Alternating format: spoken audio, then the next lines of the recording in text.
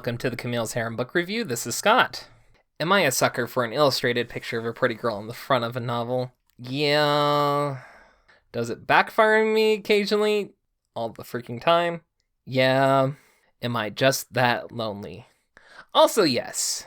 But this time, I lucked across something great. It's a book called American Royals by Katherine McGee, and it's got a pretty girl on the front, and I'm still trying to figure out which one of the 4 heroines of the book it is. For all I know, it could be all 4 at once, because she has characteristics that all 4 of the great heroines exhibit. This is a story of love found, love lost, insurmountable odds, and most importantly, heaps and heaps of forbidden love. Yet, it is also a book about social and political commentary in a world very different, but scarily familiar to our own. It's set in an alternate universe. All of the different countries are still there, but they're vastly different. In this world, monarchies are the norm, and that includes America. See, what happened was that George Washington was asked to be the new king of America, and he said yes. And then, the Americas was ruled over by the Washington family line from then on.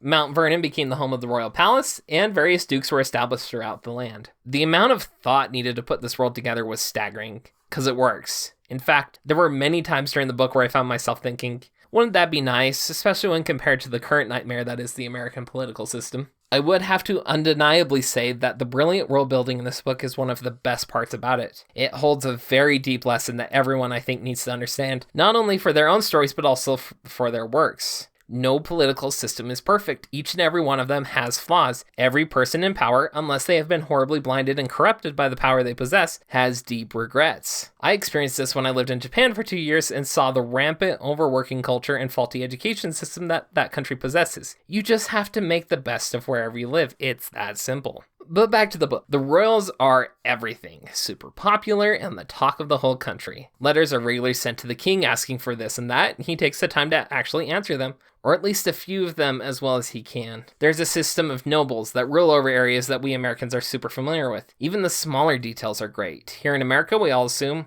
correctly or incorrectly, I'm not sure, that the teddy bear is called such because of President Teddy Roosevelt. In the American Royals world, one of the kings was named Theodore and did the exact same thing. It's all about those pesky little details, and you need to stick to them to make the world work. It took me a bit to realize just how subtle it all was. While I was wound up in the heroines' individual dramas, it all meshes so well together, and I loved all of it. I can't wait to get started on the next book.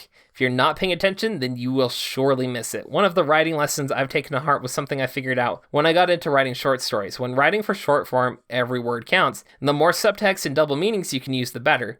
This book has been masterfully written, and the amount of subtext available provides a wonderful view into the lives of all of the characters, and hints at past and future dramas.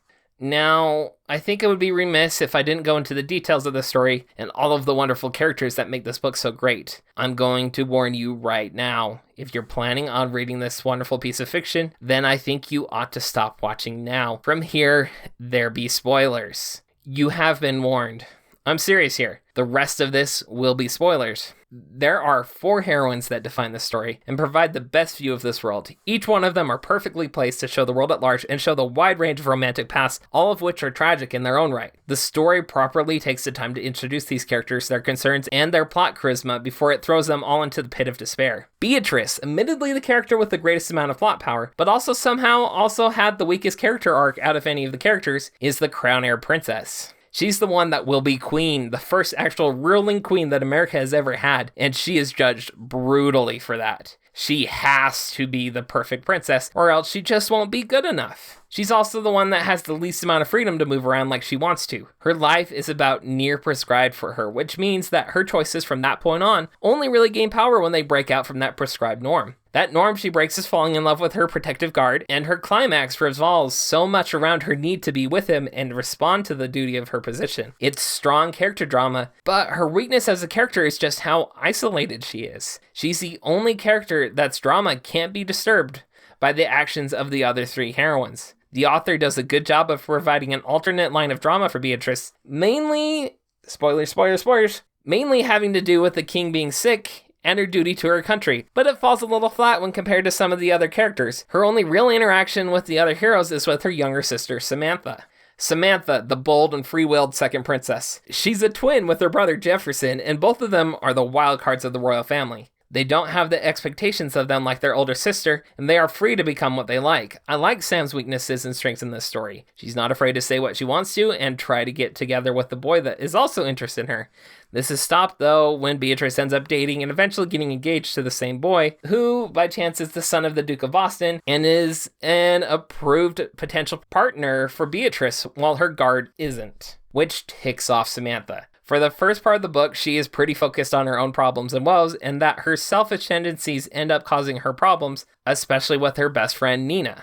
Nina is the only commoner out of all the heroines. Her mother was the royal chamberlain when she was younger, and her proximity led to her becoming great friends with Samantha and Jefferson. She went everywhere with the royal twins, and was kind of their one set of brakes on their actions when they would listen to her in the first place anyway.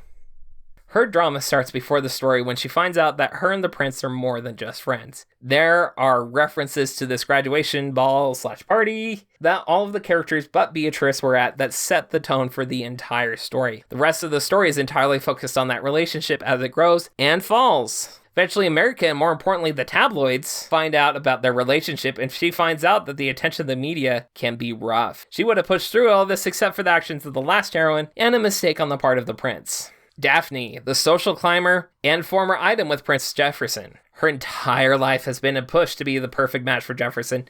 She's a noble, though a small one, but she works hard to have the perfect sparkly image for the press. America loves her, and she is supremely confident in her looks and abilities. It irks her to no end that the prince breaks up with her, and she is willing to do absolutely anything to get back together with him. You find out that this includes things like exposing Nina to the press, and drugging and putting her best friend into a coma to protect her image after it's found out that she cheated on the prince with his best friend. That best friend and her have some of the best chemistry of the entire story, but she keeps pushing it away because her goal is, and always has been, the prince. Or so she thinks. Nina and Sam fight over the secret relation between Nina and the prince. Daphne socially and verbally attacks Nina, trying to sabotage their relationship. Sam is upset because Beatrice is still in the boy she's in love with. Nina and Samantha butt heads due to the stress of both of their individual stressors. It's impossible to separate these heroines in the story. They are all always stepping on the feet of the others. That's what makes this romance novel so interesting. The love that it is present is messy and sloppy. Nothing is guaranteed without risk, and it all depends on what those risks are. Some are bigger than others, and it all revolves around the character's needs and wants. Sometimes it's about the sacrifices the characters have to make their relationships work, and sometimes that sacrifice is just too much. That price is different for all of the characters. Sometimes it's being willing to sacrifice your position as a princess, and it's okay. While others, it's not being willing to go through the madness of the press without support, and it's not okay. It changes from character to character. So my writing advice, or at least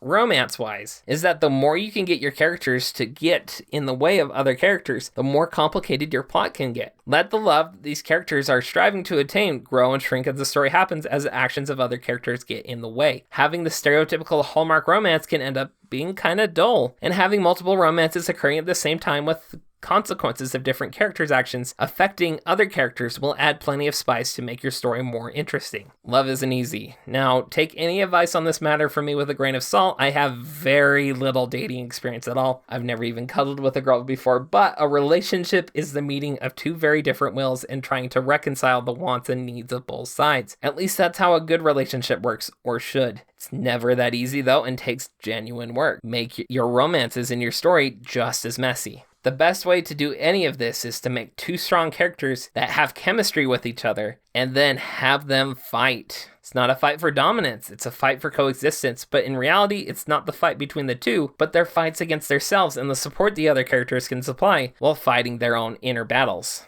Again, this book is called American Royals by Katherine McGee. I highly recommend it.